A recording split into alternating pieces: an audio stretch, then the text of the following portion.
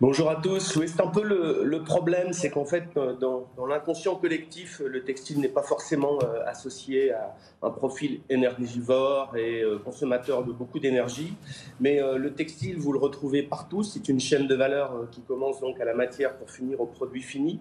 Et aujourd'hui, il y a des maillons plus sensibles que d'autres. Et toute notre activité de tissage, de tricotage et d'ennoblissement, c'est un mot qui peut apparaître barbare. Ennoblissement, c'est qui fait que c'est qu'aujourd'hui, je porte, comme nous l'a conseillé notre ministre de l'économie et des finances, un pull à col roulé avec de la laine française tricotée en France. Mais il est bleu, il est doux parce qu'il a été ennobli. Il a été coloré, il a pu bénéficier de cette teinture et de ce savoir-faire encore présent en France. Et Olivier Ces gens-là, Ducatillon, comme... ce que Oui. vous dites, c'est que cette énergie qui est, cette industrie qui est très énergivore, cette partie de l'industrie, l'ennoblissement, n'est pas pris en compte dans les dernières mesures mises en place par le gouvernement pour tenter de limiter la hausse de la facture énergétique. Il y a des trous dans la raquette, c'est ce que vous Alors, nous dites ce matin.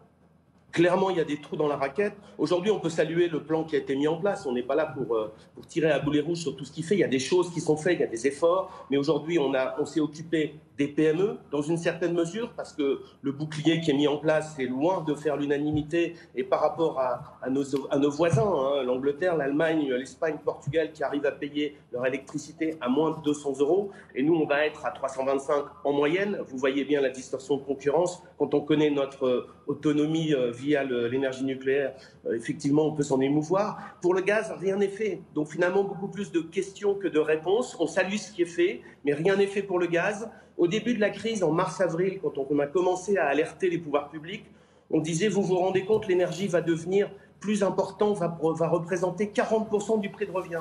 Aujourd'hui, on raisonne en pourcentage de chiffre d'affaires et aujourd'hui, on a de nombreux cas où l'énergie devient un poste supérieur à la masse salariale. Donc, on est bien dans un phénomène de survie, on est dans un problème de survie et notamment ces ennoblisseurs, ces teinturiers, mais les tisseurs et les tricoteurs également, voient leur facture d'énergie multipliée par 5, 6, voire jusqu'à 10. Et aujourd'hui, ce n'est pas soutenable.